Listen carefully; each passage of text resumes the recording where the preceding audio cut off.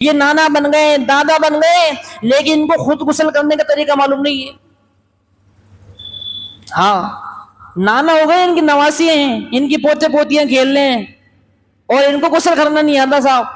ایک نے کہا نا صاحب ایک جگہ جمع گئے ایک علاقے کے اندر، تو سارے جو ہے کہ گاؤں والوں کو جمع کر لیا، اور گاؤں والوں کو جمع کرنے کے بعد امیر صاحب نے پوچھا کہ بھئی بتاؤ غسل میں کتنے فرائض ہیں، غسل کے اندر کتنے فرائض ہیں؟ تو ایک وہ گاؤں کو اٹھا اور اس نے کہا کہ صاحب جو ہے نماز کے اندر 25 غسل کے اندر 25 فرائض ہیں، غسل کے اندر 25 فرائض ہیں.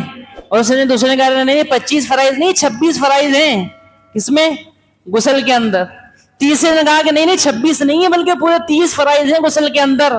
اب ایک چھوٹا سا بچہ تھا جو مکتب کے اندر پڑھتا تھا، وہ اٹھا اور اس نے کہا کہ نہیں آپ سب غلط کہتے ہیں، 30 فرائض نہیں ہے غسل کے اندر بلکہ 3 فرائض ہیں. اب وہ گاؤں والے کہنے لگے ارے بھیا ہماری 25 کی نہیں چل رہی، 30 کی نہیں چل رہی، تیرے 3 کی کیا چلے گی؟ ہمارے 25 کی نہیں چل رہی، 30 کی نہیں چل رہی، تیرے 3 کی کیا چلے گی؟ تو امیر صاحب نے کہا یہ جو بچہ بتا رہا ہے یہی صحیح بتا رہا ہے، 3 ہی فرائض ہے غسل کے اندر، اور یہ کہہ رہا تھا 25 ہیں، یہ کہہ رہا 30 ہیں جی. تو دوستو بزرگوں یہ 3 فرائض ہم جان لیں. پہلا فرض کیا ہے؟ منہ بھر کر کلی کرنا. دوسرا فرض ہے ناک کی نرم ہڈی تک پانی پہنچانا. اور تیسرا فرض یہ ہے کہ پیشانی کے بالوں سے لے کر پیروں کے ناخن تک پورے بدن کے اوپر اچھی طرح جو ہے کہ پانی بہانا. یہ 3 فرض ہیں غسل کے. اس طرح ہم غسل کریں گے تو دوستو بزرگوں پاک صاف ہو جائیں گے. ان فرائض کو چھوڑ کر ہم کتنا ہی پانی اپنے بدن کے اوپر بہا لیں، پورے سمندر میں گوتا لگا لیں، اچھا سا اچھا شیمپو صابن ساری دنیا کا اٹرم شٹرم ہم استعمال کر لیں، لیکن انسان پاک ہونے والا نہیں. اعوذ باللہ من الشیطان الرجیم، بسم اللہ الرحمن الرحیم. یا ایھا الذین آمنوا استعینوا بالصبر والصلاة ان اللہ مع الصابرین. وقال النبی صلی اللہ علیہ وسلم صلوا کما رأیتمونی اصلی او کما قال علیہ الصلاۃ والسلام. معزز سامعین کرام، جیسا کہ محرم الحرام کا مہینہ ہے اور 10 محرم الحرام کی تاریخ گزر گئی، دوستو بزرگوں اب اصل ہمارا امتحان شروع ہوتا ہے کہ 10 محرم الحرام کو لے کر جو ہے کہ بہت سے مسلمان حسینی بنے ہوئے تھے کہ صاحب ہم تو حسینی ہیں اور ہمیں جو ہے کہ امام حسین کا بہت غم ہے، اور جو ہے کہ امام حسین کو ہم ماننے والے ہیں. اب دوستو بزرگوں کو پتہ چلے گا کہ وہ کتنے امام حسین کو ماننے والے تھے، کتنے بڑے وہ حسینی تھے. اب ہے اصل ان کی تعلیمات کے اوپر عمل کرنے کا وقت. دوستو بزرگوں صرف امام حسین رضی اللہ تعالیٰ عنہ کو محرم الحرام کی ابتدائی عشرے کے اندر ہی نہیں ماننا ہے کہ صاحب جو ہے کہ محرم کے 10 دنوں کے اندر امام حسین کو یاد کر لیا اور باقی پورے سال ان کو بھلا دیا. دوست بزرگوں یہ وقت تھا، یہ وقت آیا، یہ تاریخیں آئیں، یہ دن آئے اور یہ وقت چلا گیا، تاریخیں چلی گئی ہیں. لیکن میرے دوست بزرگوں ان کی قربانی ہمیشہ ہمارے سامنے زندہ ہے، ہمیشہ ان کی قربانی زندہ اور جاوید ہے. قیامت تک آنے والے لوگ ان کی قربانی سے سبق حاصل کریں گے. میرے دوست بزرگوں سب سے بڑی ان کا اگر کوئی پیغام تھا تو نماز کا پیغام تھا، جس کے بارے کے اندر اللہ رب العزت نے قرآن کریم میں فرمایا یا ایھا الذین آمنوا استعینوا بالصبر والصلاۃ، اے ایمان والو تم صبر و نماز کے ذریعے سے مدد حاصل کرو. ان اللہ مع الصابرین، اس لیے کہ اللہ تعالیٰ صبر کرنے والوں کے ساتھ ہے. دوسرے جگہ فرمایا یا ایھا الذین آمنوا اقیموا الصلاۃ، اے ایمان والو تم نماز قائم کرو. نماز قائم کرنے کا حکم دیا جا رہا ہے. علماء نے لکھا ہے کہ اللہ رب العزت نے 750 مرتبہ قرآن کریم کے اندر نماز پڑھنے کا حکم دیا ہے. کتنے مرتبہ؟ 750 مرتبہ حکم دیا ہے اللہ تعالیٰ نے.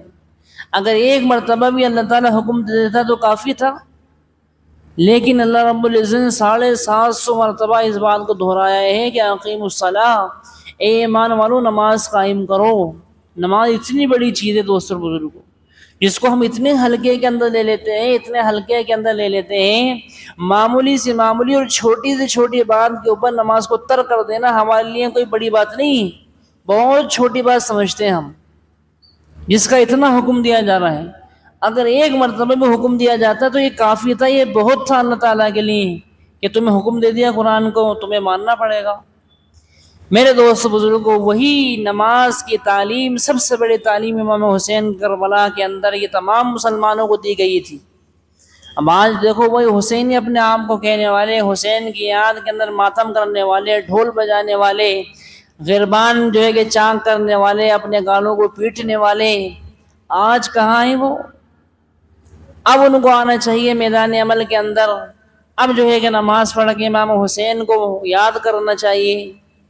لیکن دوست بزرگوں، اس مہینے کو تو خرافات کا مہینہ بنا دیا لوگوں نے کہ صاحب اس مہینے کی شروعات ہوتے ڈھول بجانے شروع کر دو، اور جو ہے کہ رسومات شروع کر دو، لنگر شروع کر دو، اور خرافاتیں کرو طرح طرح کی. کوئی جو ہے کہ جانور بنا ہوا ہے، جانور بن کے تماشا دکھا رہا ہے، کوئی جو ہے کہ الٹی سیدھی حرکتیں کر رہا ہے، اور اس طرح کے کھیل تماشے کر رہے ہیں کہ غیر دیکھ کے جو ہے کہ مسلمانوں کے اوپر ہنس رہے ہیں کہ یہ اسلام ہے، یہ اسلام کی تعلیمات، یہ اسلام سکھاتا ہے اس طرح کی حرکتیں کرنا. کہ جو بندہ نماز کے وقت کے اندر نماز پڑھنے کے لیے تو مسجد کے اندر نہیں آ رہا ہے، فرائض تو وعدہ نہیں کر رہا ہے، لیکن چوراہے کے اوپر جس طرح کا مداری ہوتا ہے اور مداری اپنے بندر کو لے کر آتا ہے اور تمام لوگوں کو کھیل دکھاتا ہے، اسی طرح مداری بنے ہوئے ہیں کہ چوراہے کے اوپر ایک چادر بچھائی ہے اور الٹی سیدھی نمازیں پڑھ رہے ہیں دکھانے کے لیے، اور یہ بتا رہے ہیں کہ سبھی جلوس نکل رہا ہے امام حسین کا. الٹی سیدھی نمازیں پڑھ رہے ہیں، نہ رکوع صحیح ہے نہ سجدہ صحیح ہے. اسی لیے میرے دوست بزرگ، آج ہم بھی نمازیں تو پڑھتے ہیں لیکن ہمارے بھی رکوع اور سجدوں کا حال کیا ہے ہمیں معلوم ہے.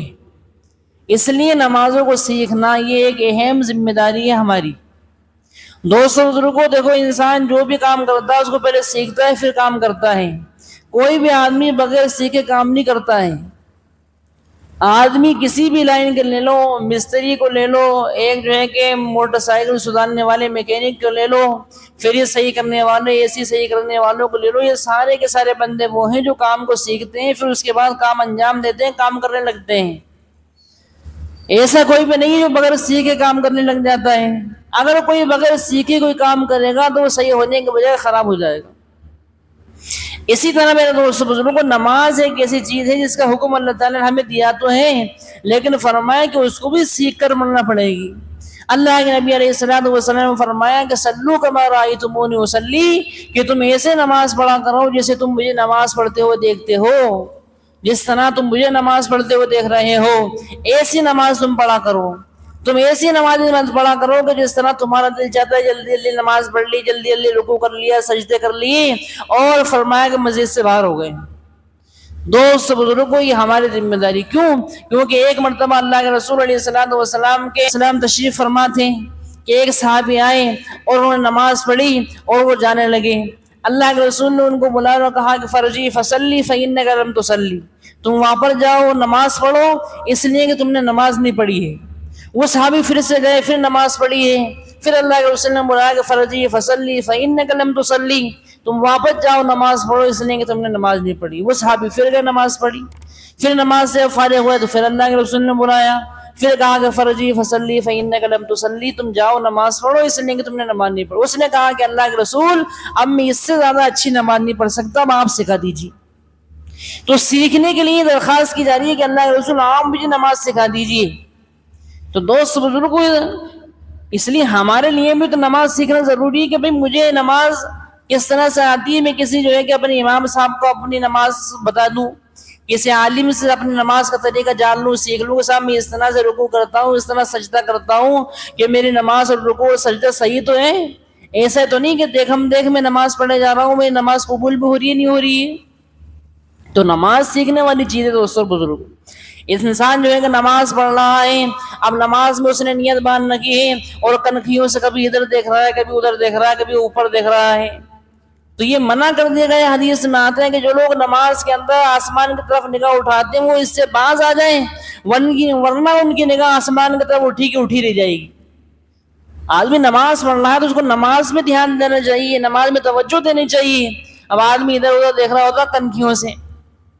علماء نے لکھا ہے کہ صاحب جو ہے کہ جب آدمی نماز پڑھ رہا ہو اور قیام کی حالت کے اندر ہو تو اس کو چاہیے کہ وہ اپنے سجدہ کرنے کی جگہ کے اوپر دیکھے. جہاں بھی وہ پیشانی ٹیکے گا, سجدہ کرے گا نا, اس جگہ کے اوپر اس کو چاہیے کہ نماز کی حالت کے اندر دیکھے, قیام کی حالت کے اندر. اور پھر جب بندہ رکوع کے اندر جائے تو رکوع کے اندر اپنے دونوں پیروں کے درمیان دیکھے. اور جب بندہ سجدے کے اندر جائے تو وہ اپنی ناک کے اوپر نگاہ رکھے, ناک کو دیکھے اپنی. یہ جو ہے کہ دیکھنے والی چیزیں ان کی صلاح کی. قیام کے اندر کہاں دیکھنا ہے, رکوع کے اندر کہاں دیکھنا ہے. اور جلسہ جب آدمی کر رہا ہو, یعنی دونوں سجدوں کے درمیان جب بیٹھ رہا ہے, تو بندہ اپنے گود کے اندر نگاہ رکھے. ایسا نہیں کہ کہیں بھی اس کی نگاہ جا رہی ہے, کیسی بھی ہو رہی ہے. دوستوں بزرگوں, یہ ایک ایسی چیز ہے کہ جس کو ہمیں صحیح ادا کرنا ضروری ہے. ورنہ حدیث میں آتا ہے کہ جو نماز صحیح طور پر سنوار کر نہیں پڑھی جاتی ہے, وہ نماز بندے کے منہ پر جو ہے کہ مار دی جاتی ہے, گندے کپڑے کے اندر لپیٹ کہ تیری نماز تجھی کو مبارک ہے, ایسی نماز کی ہمیں کوئی ضرورت نہیں. اس لیے ہمیں نماز کو سیکھنے کی فکر کرنی ہے کہ نماز ہم پڑھنے کے لیے آ رہے ہیں, جمعے کے دن ہم آ رہے ہیں, اچھے سے اچھے کپڑے پہن رہے ہیں, ہم نے بہترین غسل بھی کیا ہے, خوشبو بھی لگائی ہے, سارا ہم نے اہتمام کیا ہے. ابھی میں سوچ رہے ہیں کہ ہم نے بہت اچھی نماز پڑھ لی ہے, لیکن پتہ چل رہا ہے کہ اس نماز میں رکوع صحیح نہیں ہے, سجدہ صحیح نہیں ہے, قوما صحیح نہیں ہے, جلسہ صحیح نہیں ہے.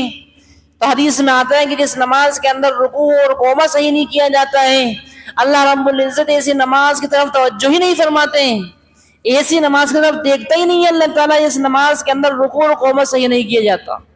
رکوع کسے کہتے ہیں کہ فرمایا کہ آدمی قرات سے جب جاتا ہے تو رکوع, اب رکوع کے اندر کمر بالکل سیدھی ہونی چاہیے بندے کی, کہ سرین اور سر بالکل برابر ہو جائے اس کا, اور کوئی چیز اس کے اوپر رکھ دی جائے تو کوئی چیز جو ہے کہ اس کی کمر سے نہ گرے, بالکل سیدھی اس کی کمر ہونی چاہیے, سر اور سرین. یہ تو فرمایا کہ رکوع ہو گیا. پھر وہ تسلی کے ساتھ 3 مرتبہ کم سے کم سبحان ربی العظیم, سبحان ربی العظیم, سبحان ربی العظیم وہ پڑھے. یہ کم سے کم ادنا درجہ ہے 3 مرتبہ پڑھنے کا. اعلیٰ درجہ دوستوں کو 3 سے زیادہ مرتبہ پڑھنے کا ہے. آدمی 5 مرتبہ پڑھے, 7 مرتبہ پڑھے, 11 مرتبہ پڑھے, یہ دوستوں. اور پھر اس کے بعد جو ہے کہ وہ سجدے کے رکوع کے بعد وہ قوما کرے گا. یہ قومے بھی دوستوں بزرگ اس کے اندر بہت کوتاہی ہو جاتی ہے. ابھی ہم نے رکوع کرا, جلدی سے کھڑے ہو کے سجدے کے اندر چلے گئے, ایسا نہیں کرنا. فرمایا کہ انسان کو چاہیے کہ وہ جو ہے کہ قوما کو صحیح طریقے سے کرے, اچھی طرح رکوع کرنے کے بعد صحیح کھڑا ہو, تھوڑی دیر کے لیے ہو, اور ہو سکے دوستوں بزرگوں تو وہ جو ہے کہ اس کی تسبیح پڑھ لیں, الحمدللہ الذی حمدا کثیرا طیبا مبارکا فی, یہ تسبیح پڑھ لیں اگر اس کو یاد ہے تو. اگر یاد نہیں تو کم سے کم وہ ایسا کھڑا ہو کہ اس کی کمر بالکل سیدھی ہو جائے, اور پھر اس کے بعد جو ہے کہ رکوع کی تسبیح سجدے اللہ اکبر کہتے ہوئے سجدے کے اندر چلا جائے, اور سجدے کے اندر جانے کے بعد تسلی کے بعد 3 مرتبہ کم سے کم کہے سبحان ربی الاعلیٰ, سبحان ربی الاعلیٰ, سبحان ربی الاعلیٰ, 3 مرتبہ کہے. اس سے زیادہ کہہ لیں اور اچھی بات ہے. پھر جو ہے کہ وہ صحیح سے جلسہ کریں, یعنی کمر سیدھی اس کی ہو جائے. ایسا نہ ہو, حدیث کے اندر آتا ہے کہ بہت سے لوگ جو ہے ٹھونگ مارتے ہیں مرغیوں کے طرح, کہ مرغی اس طرح دانا چوکتی ہے, جلدی سے ایک سجدہ کرنا دوسرا بھی سجدہ کر دیتے ہیں کھڑتے سے. نہیں, بلکہ آدمی سجدہ کرے اس کے بعد پھر بیٹھے, کمر سیدھی ہو جائے اس کی, کمر سیدھی کرے جلسے کے اندر بھی, اس کے بعد پھر وہ دوسرا سجدہ کرے. سمجھ رہے ہیں بات کو؟ ورنہ ہوتا ہے کہ بس جلدی جلدی جیسی تیسی نماز پڑھ لی صاحب, ایک قرض تھا, ایک بوجھ تھا, جس کو ہم نے جلدی جلدی ادا کر دیا, اتار دیا. جب ہم کھڑے ہو رہے ہیں نماز کے لیے, نماز پڑھنے کے لیے, تو ہمارے پیر جو ہے بالکل قبلے کی طرف رہے, سیدھے ایسے. بہت سے لوگ ایسے کر دیتے ہیں, کسی کے پیر ایسے ہو رہے ہوتے ہیں, کسی کنجو ہو رہے ہوتے ہیں, کسی کنجو ہو رہے ہوتے ہیں, بالکل سیدھے پیر رہے قبلے کی طرف. آدمی صحیح سے کھڑا ہو, اور پھر صحیح سے اس طرح جو ہے کہ دونوں ہاتھوں کو اٹھائے اپنے کانوں تک, کہ اس کی ہتھیلیوں کا رخ جو ہے کہ بالکل قبلے کی طرف ہو, اور پھر کہیں کہ اللہ اکبر, نیت باندھے ہو. امام حنیفہ رحمۃ اللہ علیہ کے نزدیک جو سنت طریقہ ہے وہ ناف کے نیچے نیت باندھنا ہے, کہ ناف کے نیچے بندہ نیت باندھے اور سکون اطمینان کے ساتھ وہ کھڑا ہو جائے. جب بندہ کھڑا ہوا ہے نماز کے اندر, اب اگر وہ امام کے پیچھے نماز پڑھ رہا ہے تو سکون اطمینان کے ساتھ وہ قرات کو سماعت کریں, قرات کو سنیں امام کے پیچھے سکون کے ساتھ دوستوں بزرگوں. اور فرمائیں کوئی بھی ایسا کام نہیں کرے کہ جس کی وجہ سے جو ہے کہ عمل کثیر ہو جائے. عمل کثیر کسے کہتے ہیں کہ آدمی نے اس طرح کا کوئی نماز کے اندر کام کر لیا ہے کہ سامنے والا اس کو دیکھ کر یہ سمجھے کہ یہ نماز میں ہی نہیں ہے، یہ کچھ اور ہی کر رہا ہے. اس طرح وہ اپنے ایک ہاتھ سے کچل رہا ہے، دونوں ہاتھوں سے کچلنے لگ جائے، اس نے نیت باندھ رکھی ہے قیام کے اندر ہے، ایک ہاتھ سے کوئی کچل چلی، ایک ہاتھ سے تو ایک دفعہ کچل لیا کوئی بات نہیں، لیکن اس نے جو ہے کہ دونوں ہاتھ ہی اوپر کر لیے ایسے، تو اب سامنے والا جب دیکھے گا تو سمجھے گا یہ نماز تھوڑی پڑھ رہا ہے، یا تو اپنی ضرورت پوری کر رہا ہے. تو عمل کثیر، اس لیے آدمی جو ہے کہ کھڑا ہوا ہے، قرات کر رہا ہے، قیام کے اندر ہے، اب وہ زبردستی کبھی ادھر کو چل رہا ہے، کبھی نیچے کو چل رہا ہے، کبھی اوپر کو چل رہا ہے، تو پھر اس سے کیا ہوتا ہے کہ عمل کثیر ہو جاتا ہے اور انسان کی نماز، مسلمان کی نماز فاسد ہو جاتی ہے. اس کا خاص خیال رکھنا چاہیے مسلمانوں، نماز پڑھنے والوں کو خاص خیال رکھنا چاہیے اس بات کا کہ صاحب عمل کثیر نہیں ہو. اور یہ نماز جو ہے کہ اس طرح، اور پھر نماز اگر نہیں آتی تو ہم سیکھنے کی فکر کر لینا، بھئی کوئی شرم تھوڑی ہے اس کے اندر، دین کے مسئلے کو سیکھنے کے اندر، دین کی بات کو سیکھنے کے اندر، کہ صاحب مجھے دین کی معلومات نہیں ہے تو میں سیکھ لوں نا، اس کو کیا دقت ہے؟ ایک آدمی کو دنیا کی معلومات نہیں ہوتی تو دنیا دار سے سیکھتا ان باتوں کو، بھئی مجھے بتا دو، مجھے سکھا دو. تو پھر جب انسان کو جب دین کی بات کوئی معلوم نہیں ہے تو وہ اپنے دماغ اور اپنے اٹکلوں سے وہ کام کیوں کرتا ہے؟ اس کو چاہیے کہ وہ دین کا مسئلہ بھی سیکھے، دین کی بات بھی سیکھے، اور سیکھنے میں کوئی شرم نہیں ہونی چاہیے بندے کو، کیونکہ دین اور علم اور قرآن ایک ایسی چیز ہے کہ انسان کسی بھی عمر کے اندر سیکھ سکتا ہے. اگر آدمی کوئی کام سیکھ کے کرے گا تو وہ پرفیکٹ طریقے سے کام ہوگا، اگر آدمی بغیر سیکھے کام کرے گا تو پھر پرفیکٹ نہیں ہوگا، وہ بیکار ہو جائے گا.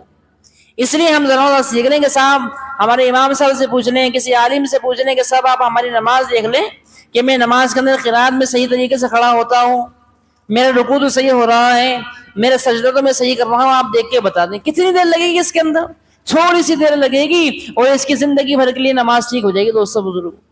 اس لیے لیکن ہم یہ سمجھتے ہیں کہ صاحب نماز کوئی سیکھنے کی چیز ہے کیا؟ عید کی نماز جب پڑھنے آ رہے ہوتے ہیں نا تو 1 سال کی نماز کے لیے آ رہے ہوتے ہیں ایک مرتبہ، اس کے اندر بھی سیکھتے نہیں بلکہ سوچتے ہیں سامنے پاس والا جو کر رہا ہوگا نا وہی ہم بھی کر لیں گے، پاس میں جو کھڑا ہوا کر رہا ہوگا نا ہم بھی وہی کر لیں گے. اب آدمی دیکھتے رہتا ہے، اچھا ان نے یوں کرا تو ہاتھ چھوڑنا ہے یہ باندھے، سائڈ والے کو دیکھ رہا ہوتا ہے. اب وہ دیکھ رہا ہے کہ اس نے اچھا کانوں تک ہاتھ اٹھا کے چھوڑے نہیں باندھ لیے تو یہ بھی ہاتھ باندھ لیتا ہے، اور وہ دیکھتا ہے اچھا ان نے جو ہے کہ دونوں ہاتھ چھوڑ دیے تو یہ بھی ہاتھ چھوڑ دیتا ہے. ایسی نماز پڑھتے. اس لیے میرے دوستوں بزرگ ہم سیکھ لیں، ایک دفعہ اگر ہم نے صحیح سے سیکھ لی نا انشاءاللہ زندگی بھر ہمیں یاد ہو جائے گی. کبھی تکبیر زائد ہوتی ہیں عید الاضحیٰ اور عید الفطر کے اندر، پہلی جو ہے کہ تکبیر ہونے کے بعد تو ہاتھ باندھ لیتے ہیں، پھر جب ثنا پڑھ لیتے ہیں امام صاحب، اس کے بعد 3 زائد تکبیریں کہتے ہیں جن کے اندر 2 تکبیروں کے اندر تو ہم ہاتھ چھوڑ دیتے ہیں، تیسری تکبیر کے اندر ہاتھ باندھ لیتے ہیں، اور پھر اسی طرح سے ہم قرات مکمل ہو جاتی ہے دوسری رکعت کے اندر امام صاحب کی، تو امام صاحب 3 زائد تکبیر کہتے ہیں تو ہم تینوں زائد تکبیر کے اندر اپنے دونوں ہاتھوں کانوں تک اٹھا کر چھوڑ دیتے ہیں، اور جب چوتھی تکبیر امام صاحب کہتے ہیں تو ہم جو ہے کہ رکوع کے اندر چلے جاتے ہیں. ایک دفعہ اگر ہم نے جان لیا نا، ایک دفعہ انشاءاللہ ہمیشہ کا مسئلہ درست ہو جائے گا، حل ہو جائے گا. لیکن ہم اتنے لاپرواہ ہو گئے، اتنے سست ہو گئے، اتنے جو ہے غفلت میں پڑ گئے، ارے دیکھ لیں گے کوئی بات نہیں، کر لیں گے یار کوئی بات نہیں.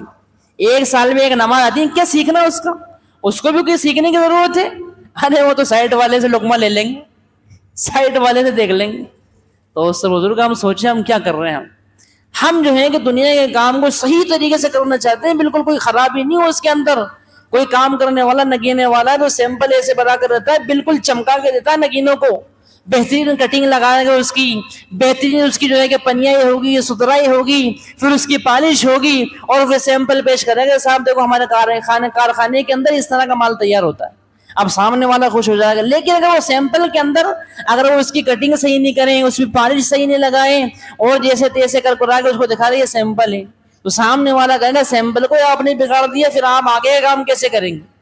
اس لیے میرے دوست بزرگ ہمیں سیکھنے کی ضرورت ہے، سیکھ لیں. آج ہمارا عالمیہ یہ ہے کہ ہم شرم محسوس کرتے ہیں، ہم اپنی عزت کے خلاف سمجھتے ہیں، وقار کے خلاف سمجھتے ہیں کہ یار میں سیکھوں گا کیا، میں سمجھوں گا کہ یار مجھے تو بس سب آتا ہے، سب سیکھ رہا ہے صاحب میرے تو.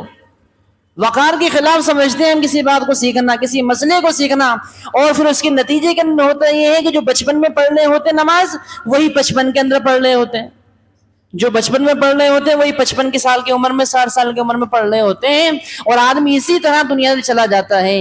بعض دفعہ غسل کے مسائل، غسل کے فرائض یاد نہیں ہوتے، پوری زندگی گزر جاتی، یہ نانا بن گئے، دادا بن گئے، لیکن ان کو خود غسل کرنے کا طریقہ معلوم نہیں ہے. ہاں نانا ہو گئے، ان کی نواسی ہیں، ان کی پوتے پوتیاں کھیل رہے ہیں اور ان کو غسل کرنا نہیں آتا صاحب. ایک نے کہا نا صاحب ایک جگہ جمع گئی ایک علاقے کے اندر، تو سارے جو ہے کہ گاؤں والوں کو جمع کر لیا، اور گاؤں والوں کو جمع کرنے کے بعد امیر صاحب نے پوچھا کہ بھئی بتاؤ غسل میں کتنے فرائض ہیں، غسل کے اندر کتنے فرائض ہیں. تو ایک وہ گاؤں کو اٹھا اور اس نے کہا کہ صاحب جو ہے نماز کے اندر 25 غسل کے اندر 25 فرائض ہیں، غسل کے اندر 25 فرائض ہیں. اور اس نے دوسرے نے کہا نہیں 25 فرائض نہیں 26 فرائض ہیں. کس میں؟ غسل کے اندر. تیسرے نے کہا کہ نہیں 26 نہیں ہے بلکہ پورے 30 فرائض ہیں غسل کے اندر. اب ایک چھوٹا سا بچہ تھا جو مکتب کے اندر پڑھتا تھا، وہ اٹھا اور اس نے کہا کہ نہیں آپ سب غلط کہتے ہیں، 30 فرائض نہیں ہے غسل کے اندر بلکہ 3 فرائض ہیں. اب وہ گاؤں والے کہنے لگے ارے بھیا ہماری 25 کی نہیں چل رہی، 30 کی نہیں چل رہی، تیرے 3 کی کیا چلے گی؟ ہمارے 25 کی نہیں چل رہی، 30 کی نہیں چل رہی، تیرے 3 کی کیا چلے گی؟ تو امیر صاحب نے کہا یہ جو بچہ بتا رہا ہے یہی صحیح بتا رہا ہے، 3 ہی فرائض ہے غسل کے اندر. اور یہ کہہ رہا تھا 25 ہیں، یہ کہہ رہا 30 ہیں جی. تو دوستو بزرگوں یہ 3 فرائض ہم جان لیں. پہلا فرض کیا ہے؟ منہ بھر کر کلی کرنا. دوسرا فرض ہے ناک کی نرم ہڈی تک پانی پہنچانا. اور تیسرا فرض یہ ہے کہ پیشانی کے بالوں سے لے کر پیروں کے ناخن تک پورے بدن کے اوپر اچھی طرح جو ہے کہ پانی بہانا. یہ 3 فرض ہیں غسل کے. اس طرح ہم غسل کریں گے تو دوستوں پاک صاف ہو جائیں گے. ان فرائض کو چھوڑ کر ہم کتنا ہی پانی اپنے بدن کے اوپر بہا لیں، پورے سمندر میں گوتا لگا لیں، اچھا سا اچھا شیمپو صابن ساری دنیا کا اٹرم شٹرم ہم استعمال کر لیں، لیکن انسان پاک ہونے والا نہیں.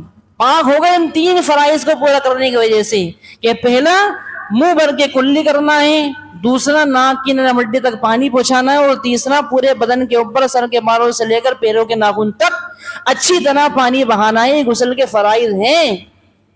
کتنے ہی بوڑھے ہو گئے، میں نے پھر عرض کروں گا، دادا بن گئے، نانا بن گئے، پوتا پوتی، نواسا نواسی، دادی، عورتوں کو مسئلہ اور ٹیڑھا ہے. یہ تو میں نے مردوں کے لیے بتایا ہے. عورت بیچاری نفاس کے اندر کیا کرے گی، حیض کے حالت کے اندر کیا کرے گی، ماہواری کے اندر وہ کیا کرے گی، ان کو کوئی مسائل ہی معلوم نہیں. اور ایسی زندگی گزر رہی ہے، بس پوری زندگی ہوئی قبر کے گڑھے کے اندر چلے گئے، لیکن ان کو پتہ ہی نہیں تھا صاحب کیا ہوتا ہے. اس لیے میرے دوستوں مسائل معلوم کیجیے. آپ حضرات مسائل معلوم کیجیے. مسائل ایک مسئلے کا سیکھ لینا 1000 رکعت نفل پڑھنے سے بہتر ہے. ایک مسئلہ سیکھنا 1000 رکعت نفل پڑھنے سے بہتر ہے.